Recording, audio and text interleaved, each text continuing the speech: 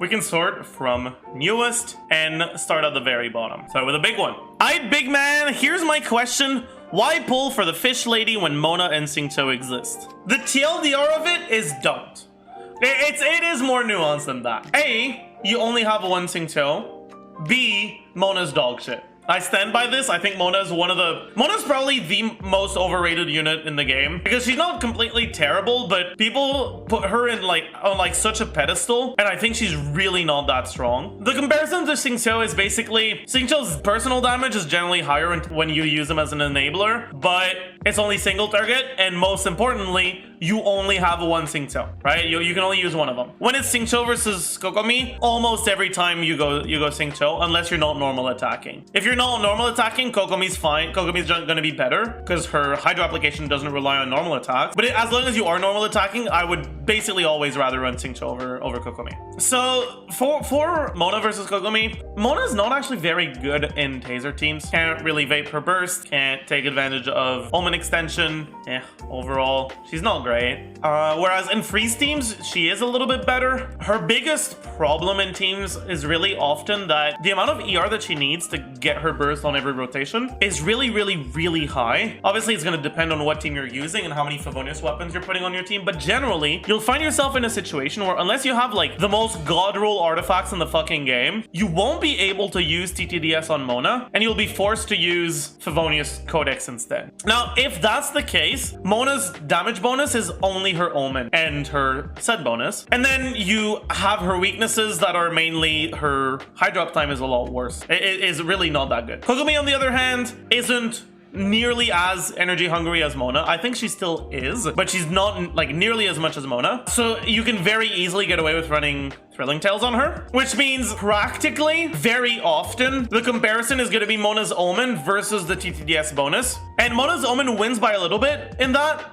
but you're also getting worse uptime, and generally Kokomi just ends up performing better. And then on top of that, if you need a healer, being forced to run Diona really sucks because Diona's not a very good unit either. Diona only provides energy generation and defensive utility, but the energy generation can be provided by other units, and the defensive utility is basically just she's the quote-unquote healer on your team. Sometimes healer, sometimes shielder. But when you're running Kokomi, you can get away with replacing that Diona with Rosaria or Kea that have a really high amount of damage compared to Diona especially, and that often generate a very similar amount of energy because their skills are significantly shorter cooldown, so you can use them more. All in all, it's basically just so you can have a good Hydro unit on your second team. Sometimes Mona is going to be better, sometimes Kokomi is going to be better, and if Kokomi is better for your account, then there's a very valid reason to go for Kokomi. Can Kokomi replace Child Xingqiu in national team even if she can do much? How much damage do we lose from a well-invested Child? I'm not entirely sure how much damage you lose. What I do know is you do lose a lot. Child in international team vapes his burst, which is a really significant amount of damage, and then enables Xiangling to vape basically all of her hit. Kokomi, on the other hand, doesn't have a big hit to vape, and then on top of that, it actually takes her a little bit to apply enough Hydro so that Xiangling starts to be the one to vaporize instead of her. And Kokomi vaporizing is not what you want because her damage numbers are just not, they're not big enough to justify it. I mean, neither are Child's. Apart from his burst, you don't want him to be vaporizing. You generally don't want your Hydro unit to be the one vaporizing in Xiangling teams. You just want Xiangling to be the one to vape.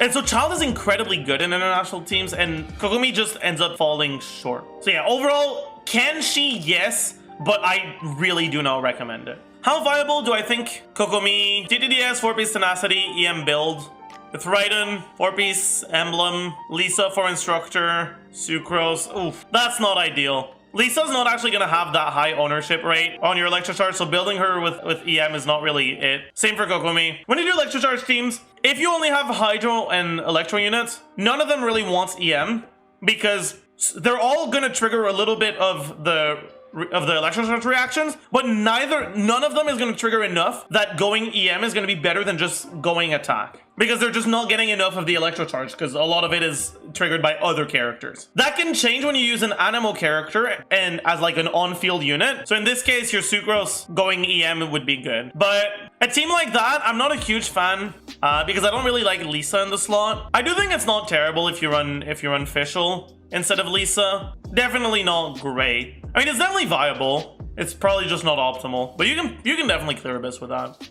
All right, chat. We got some iced tea. We're gonna try it. I don't know if I want to add sugar to this. My coffee looking weird, true. Now, I may be making my tea in a coffee maker, but that doesn't matter. It's still tea. Okay, what are my thoughts on Kokomi Hyper? God, why? Don't do that to yourself. There's no real good way to make a Kokomi Hyper team. When you do Hyper Carry teams, you want to have units that buff a Hyper Carry significantly. The thing about Kokomi is that when you use her as a non-field unit, as a damage dealer, a pretty significant portion of her damage comes from the clam set. When you give her buffs, you're never really increasing the clam set damage. You're only increasing the talent damage unless you're somehow fucking doing superconduct. But yeah, so she's one of the units that works, one of the units that can actually deal a decent amount of damage that works the least well in hyper teams because she doesn't scale with buffs as well as other units do, yeah. Is Kokomi worth getting for an Ayaka freeze team if you already have C1 Mona? Depends on what you mean by worth. I do like Kokomi more than Mona in Ayaka teams. By the way, C1 Mona is bugged. The C1 doesn't actually do anything. So it's, when you say C1 Mona, it's basically just Mona. It can be, but I would generally say that you're gonna get bigger increases in your performance out of getting Kazuha or getting Mistsplitter than you would out of getting Kokomi. Kokomi worth building for Clam 4-piece in Taser comp. Is a 4-piece tenacity better for overall team damage? As far as I understand, in Taser comps, you generally want to go Clam 4 set. Kokomi can actually output a pretty decent amount of damage in Taser teams. The reason why she doesn't output a lot of damage in Freeze teams is because you don't really want to stay on her in Freeze teams. You get a lot of value out of her E, but you generally have better things to do with your time than attacking on Kokomi. And when you don't attack on Kokomi, you're getting a lot less healing, and so it makes your clam set a lot worse. In Taser teams, even if other units are doing damage and buffing them with tenacity would be good, you get more value out of your clam set, and that's generally why, as far as I understand, it is better to go for clam set and Taser teams. And I think Kokomi's AoE Hydro application plus heal will be power crept in the future by another Hydro character. No, but I don't think her healing is actually as relevant as people think it is. A lot of good units happen to be healers. And in the future, a lot of units will also happen to be healers. And a lot of those units you end up running whether you need a healer or not just because they fit your comp well. And so I don't think that the healing on Kokomi is as valuable as people think it is. I do think that her AoE Hydro application from off-field, like there might be a Hydro character that does more. The combination of the two, no, but I don't, we'll see. Is it worth running R5 Hakushin instead of TTS or Donut for Kokomi in a Taser team? I think it depends. I like Hakushin a lot on Kokomi, actually. It really depends on the uptime you can have on TTDS versus Hakushin. I don't like Donut at all. I think Donut is like the worst fucking 5-star weapon in the game. Like, I would rather run other things than Donut basically any day of the week. Is Kokomi Taser even playable when compared to Classic Taser? Yeah, it is definitely playable. How much of a difference it is? Hard to tell because Taser teams are fucking cringe to calc. Kokomi Taser is generally weaker, but a lot more comfortable, so you're fine.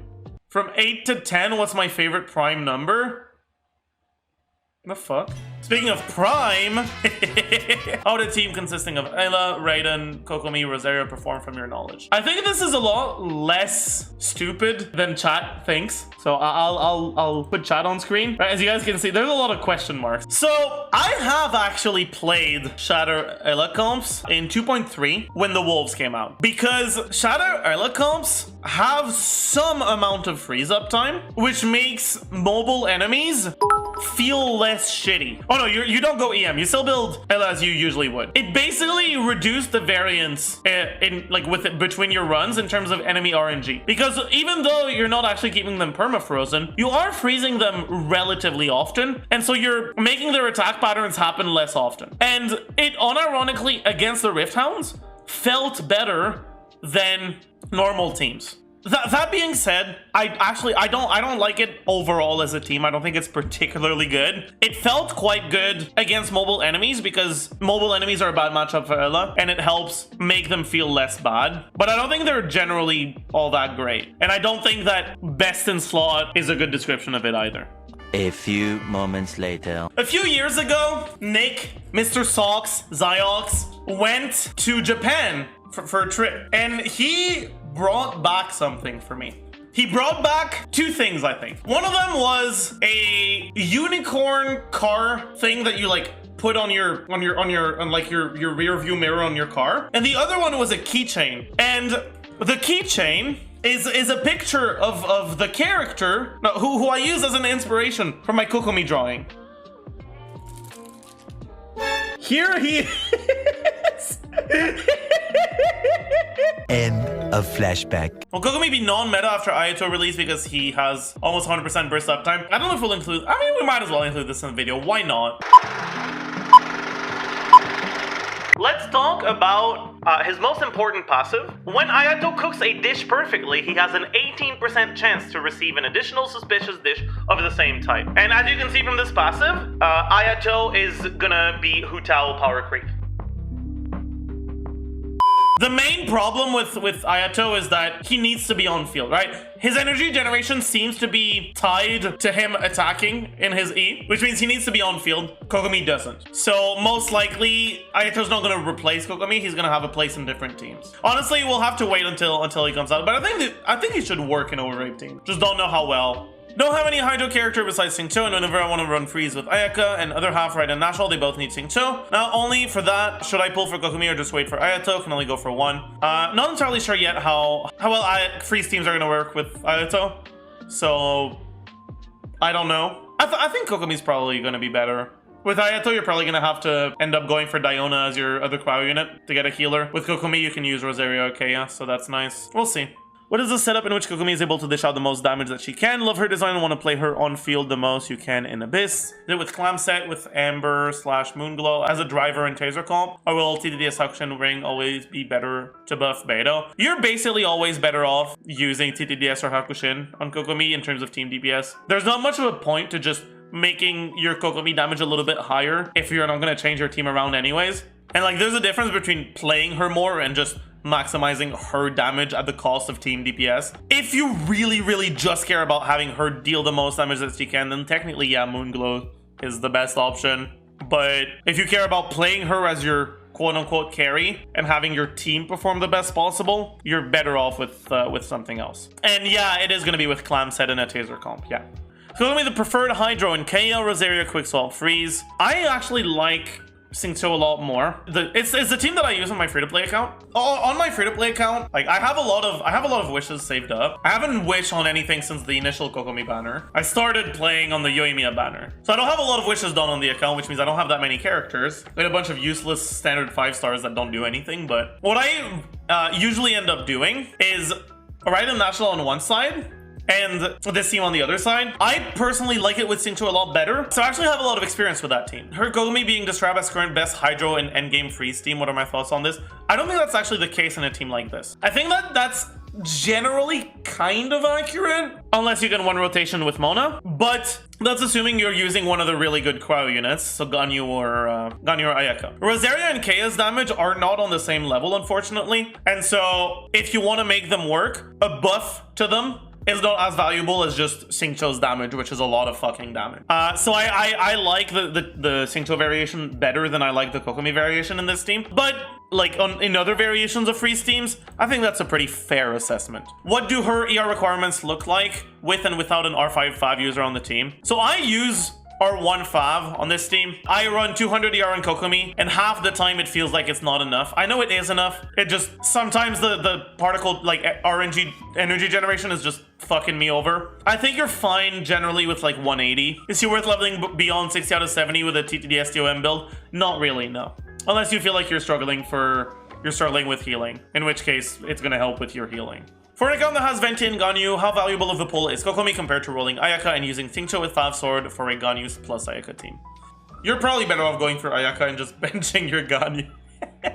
No, but you're probably better off going for Ayaka than going for Kokomi. Do you pull Kokomi Child or Ayato? Context your account in a very good place for endgame with built Yai, Raiden, Ganyu, Ella, obviously Shangling Crowns. Don't really care about the player waifu / husbando mentality anymore at this point on my account. Simply want to know who would have the most value to add for my current characters from a meta perspective, considering Kokomi because there's Taser enabling and her being the most hands-off, Child because he's got a decent bit of flexibility, and Ayato because from the leagues he might synergize with my current units quite well. Mobile gaming. Okay. I think I would go for Child because if you already have well-built teams where you're not struggling, then going for the different teams that perform the best in specific scenarios is going to be really good for your account. An international team already is going to be pretty good for your account. Getting a Hu Tao eventually on a rerun if you want to get Hu Tao is going to be really good for your account. That way you have like different things that can go, like based on what content you're facing, you can have the optimal team for that specific content. And Child is the best optimal team for some AoE content. That being said, that's basically building wide instead of building tall. It's getting ready for different situations rather than making your current situation stronger.